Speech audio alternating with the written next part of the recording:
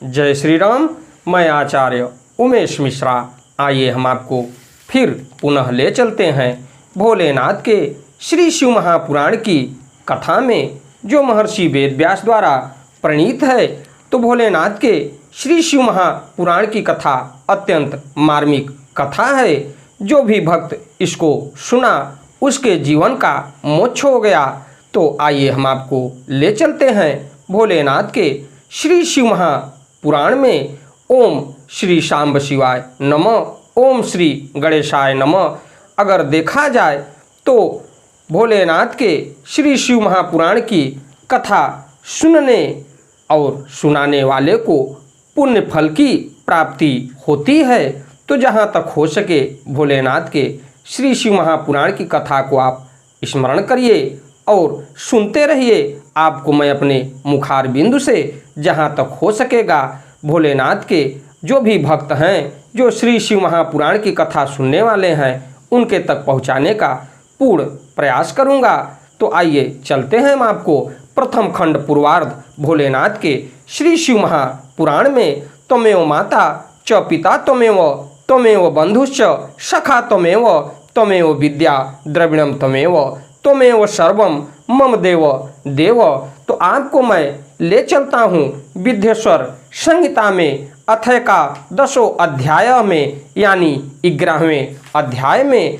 तो उसके पश्चात मैं विघ्नों को हरने वाले भगवान गणेश और विद्या की प्रदायिनी माँ सरस्वती के चरणों में शीश नवाते हुए विनम्र निवेदन करूँगा कि हमारे देश संसार में जहाँ भी भोलेनाथ के श्री शिव महापुराण की कथा हो रही हो, या श्रीमद् भागवत गीता की कथा हो रही हो, या प्रभु श्री राम के रामचरितमानस की कथा हो रही हो, तो उसको संपन्न करने में अपना पूर्ण योगदान दें। उसके साथ साथ हमारे ऊपर भी अपनी कृपा बनाए रखें कि मैं अपने मुखार बिंदु से जो भी भोलेनाथ के शिव भक्त हैं उनके तक इस कथा को पहुँचाने में पूर्ण प्रयास करूं।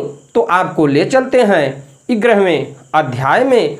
तो 11वें अध्याय में देखा जाए तो शिवलिंग की स्थापना, उसके लक्षण और पूजन की विधि का वर्णन तथा शिव पद की प्राप्ति कराने वाले सत्कर्मों का विवेचन किया गया है। तो इसके लिए मैं आपको संस्कृत और इसका उच्चारण हिंदी में लेके चलूँगा और आप तक पहुँचाने का पूर्ण प्रयास करूँगा। तो आइए चलते हैं भोलेनाथ के श्री शिव महापुराण के विद्येश्वर संहिता 11वें अध्याय में। अष्टोत्तर सहस्त्रम वै गायत्रीम प्रात रेवहि ब्राह्मणस्तु जपे नित्यम क्रमाक्षी वप द प्रदाम वेद मंत्राश्च सूक्तानि जपेन्नि यम मास्थितः एकम दर्शाण मंत्रम च सतोनम च तदुर्वर्धकम अयुक्तम च सहस्त्रम च शतमेकम विना भवेत् वेद पारायणम चैव ज्ञेयम शिव पद प्रदम अन्यान बहुतार मंत्र मात्रंजन पेक्षद क्षर लतः एकाक्ष रास्तथा मंत्रांज पे दक्ष करोटितः ततः परम जपेच्छैव सहस्त्रम भक्ति पूर्वकम एवं कुर्यार्ध साशक्ति क्रमाच्छिव पदम लभेत नित्यम रुचिकर करम त्वमेकम मंत्र मारणा नित्यकमम सहस्त्र मोमिति जपेत सर्वाभीष्टम शिवाज्ञया पुष्पा रामादिकं वापि तथा सम्मार्ज नादिकम शिवाय शिव कार्यार्थे कृत्या शिव पदम लभेत शिव क्षेत्रे तथा वासम नित्यम कुर्याच्च भक्तितः जडानाम च सर्वेषां भुक्ति मुक्तिदम तस्मा द्वासम शिव क्षेत्रे कुर्या दाम रणबुधः लिंगाद्व अस्तशतम पुण्यम क्षेत्रे मानु सके विदु सहस्रारत्रि मात्रम तो पुण्यम क्षेत्रे तथार सके। अगर देखा जाए तो ब्राह्मणों को चाहिए कि वह प्रतिदिन प्रातः काल 1008 बार गायत्री का जप करे। ऐसा होने पर गायत्री क्रमशः शिव का पद प्रदान करने वाली होती है।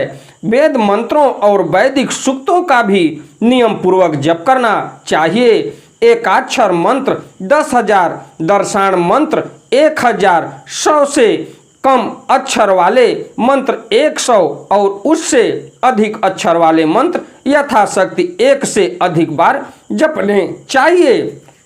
वेदों के पारायण को भी शिव पद की प्राप्ति कराने वाला जानना चाहिए। अन्य जो बहुत से मंत्र हैं उनका भी जितने अक्षर हों उतने लाख जप करना चाहिए। एकाक्षर मंत्रों को उसी प्रकार करोड़ों की संख्या में जपना चाहिए। अधिक अक्षर वाले मंत्र 1000 की संख्या में भक्तिपूर्वक जपने चाहिए। ए भोलेनाथ, श्री शिव महापुराण के विद्येश्वर संहिता में मिलता है उनके लिंग की विवेचना के बारे में और कितना उनके जप का संख्या है, इस चीज को श्री शिव महापुराण के विद्येश्वर संहिता में बताया गया है। तो इस प्रकार जो यथाशक्ति जप करता है वह क्रमशः शिव पद प्राप्त कर लेता है। अपनी रुचि के अनुसार किसी एक मंत्र को अपनाकर मृत्यु पर्यंत प्रतिदिन उसका जप करना चाहिए, अथवा ओम नमः शिवाय इस मंत्र का प्रतिदिन 1 सहस्त्र जप करना चाहिए। ऐसा करने पर भगवान शिव की आज्ञा से संपूर्ण मनोरथों की सिद्धि होती है। यानी पंचाक्षर मंत्र का अगर नित्य पूर्वक आप जप करते हैं श्री ओम नमः शिवाय, तो आपके जीवन की संपूर्ण मनोरथों की पूर्ति होती है और सिद्धि होती है। इसके पश्चात जो मनुष्य भगवान शिव के लिए फुलवाड़ी या बगीचे आदि लगाता है तथा शिव के सेवा कार्य के लिए मंदिरों में झाड़ने बहारने आदि की व्यवस्था करता है, वह इस पुण्य कर्म को करके शिव पद प्राप्त कर लेता है। भगवान शिव के जो काशी आदि क्षेत्र हैं उनमें भक्ति पूर्वक नित्य निवास करे, वे जड़ चेतन सभी को भोग और मोक्ष देने वाले होते हैं। अतः विद्वान पुरुषों को भगवान शिव के क्षेत्र में मृत्यु पर्यंत निवास करना चाहिए। मनुष्यों द्वारा स्थापित शिवलिंग से चारों ओर 100 हाथ तक पुण्य क्षेत्र कहा गया है तथा ऋषियों द्वारा स्थापित शिवलिंग के चारों ओर 1000 हाथ तक पुण्य क्षेत्र होता है। इसके पश्चात देखा जाए तो दैवलिंगे तथा गेयम सहस्रार रित्र मानतः धनुष्प्रमाण सहस्त्रम पुण्यम क्षेत्रेष्व यु विभुवि वा पुण्य क्षेत्रे स्थितावापि कुपाधम पुष्क राणिच शिव शिवंगति विजयम शिवस्य वचनम यथा तत्र स्नात्वा तथा दत्वा जपत्वा ही शिवं व्रजेत शिव क्षेत्रम समाश्रित्य वसे दाम रणम तथा द्वाहम मास्यम वा सापिंडी करणंतु वा अविद्यकम वा शिव क्षेत्रे पिंडम थापि वा सर्व पाप विनिर्मुक्तः सदा शिव पदम लभेत अथवा सप्तरात्रम वा वसेद्या पंचरात्रकम त्रिरात्र मेकारात्रम वा क्रमाक्षी व पदम लभेत स्ववर्णानुगुणम लोके स्वाच्छा रात्परा प्यु नुतेत नर वर्णोद्वारेण भक्त्या च तत्फ लाति स्वयं नर सर्वकृतं कामनया श्रद्धा फल मवा पुनु याति सर्वकृत मकामेन साक्षाक्षी व प्रदम प्राप्तर्म ध्या हस्या हम हस्वित्र स्वेकतः क्रमात् प्रात ऋग घरम गेयम मध्याहम कामिकम तथा सायोहम शांतिकरम गेयम रात्रा वपि तथैव ही कालो निशीथो वै प्रोक्तो मध्य या मध्य स्वयं निशि शिव पूजा विशेषेण तत्काले भीष्ट सिद्धिदा एवं ज्ञात्वा नरः कुर्वन्त्यथो त फल भाग्य भवेत कालो युगे विशेषण फल सिद्धिस्तु कर्मणा। उसके पश्चात देखा जाए तो इस प्रकार देवताओं द्वारा स्थापित शिवलिंग के चारों ओर भी 1000 हाथ तक पुण्य क्षेत्र समझना चाहिए। स्वयंभू लिंग के चारों ओर तो 1000 धनुष, 4000 हाथ तथा पुण्य क्षेत्र होता है। पुण्य क्षेत्र में स्थित वावड़ी, कुआं और पोखरे आदि को शिव गंगा समझना चाहिए। भगवान शिव का ऐसा ही वचन है, वहां स्नान, दान और जप करके मनुष्य भगवान शिव को प्राप्त कर लेता है। अतः मृत्यु पर्यंत शिव के क्षेत्र का आश्रय लेकर रहना चाहिए। जो शिव के क्षेत्र में अपने किसी मृत संबंधी का दाह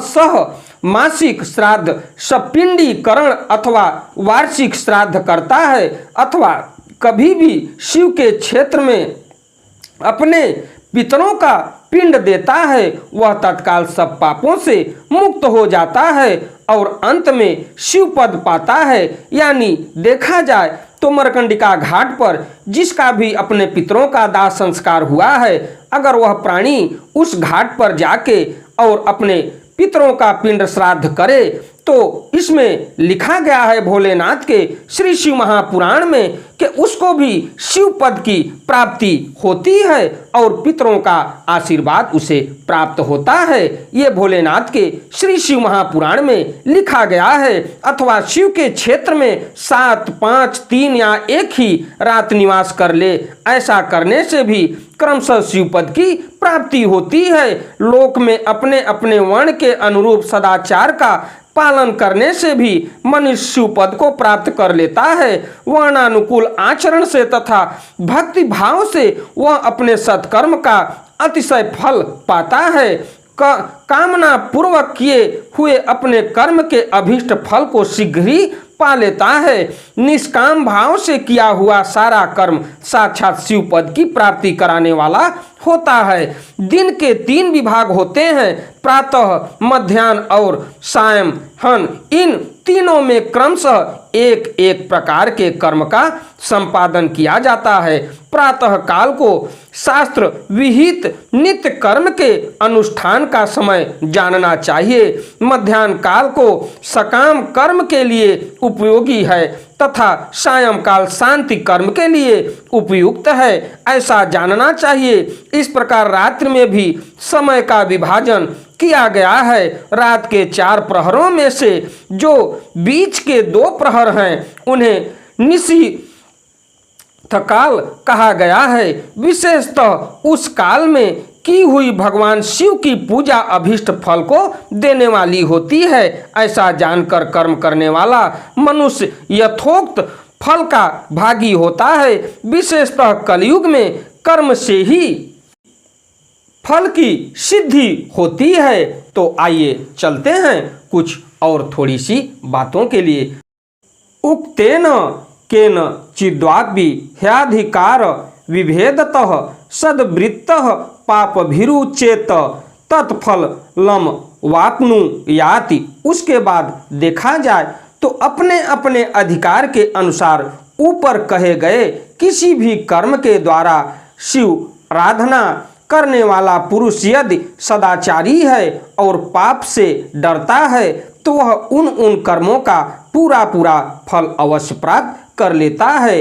ऋषि गण उवाच ऋषि उवाच ऋषि बोले अथ क्षेत्राणि पुण्यानि समासात्क थ यस्वनः सर्वाः स्त्रियश्चु पुरुषायान्यान् श्रित्य पदम लभेत। सूत योगी वर श्रेष्ठ शिव क्षेत्रा मगामम अस्थता था। उसके बाद देखा जाए तो ऋषिगण बोले, हे सूत जी, अब आप हमें पुण्य क्षेत्र बताइए जिनका आश्रय लेकर सभी स्त्री पुरुष शिव पद प्राप्त कर लें। हे सूत जी, हे योगी, वरों में श्रेष्ठ शिव क्षेत्रों तथा शैवागमों शिव विषयक शास्त्रों का भी वर्णन कीजिए। उसके बाद सूत उवाच सूत जी बोले, शृणुत श्रद्धया सर्व क्षेत्राणि च तदा गमान। उसके पश्चात सूत जी बोले, हे ऋषियों, सभी क्षेत्रों और गमों का वर्णन श्रद्धापूर्वक सुनिए।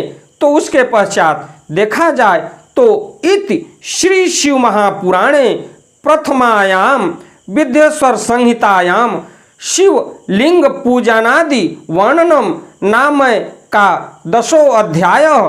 इस प्रकार श्री शिव महापुराण के अंतर्गत प्रथम विद्येश्वर संहिता में शिवलिंग की पूजा दिका वर्णन नामक 11वां अध्याय पूर्ण हुआ। इसी के साथ मैं अपनी वाणी को विराम देते हुए आपसे विदा लेता हूँ। अगली कथा को लेके मैं 12वां अध्याय में आपको ले चलूँगा, जिसमें भोलेनाथ बताए हैं कि श्री शिव महापुराण में आपको मिलेगा कि मोक्षदायक पुण्य क्षेत्रों का वर्णन, काल विशेष में विभिन्न नदियों के जल में स्नान के उत्तम फल का निर्देश तथा तीर्थों में पाप से बचे रहने की चेतावनी, ये आपको 12वां अध्याय में मिलेगा, जिसकी कथा को लेके मैं अगली वीडियो में मैं आपसे फिर मिलूँगा।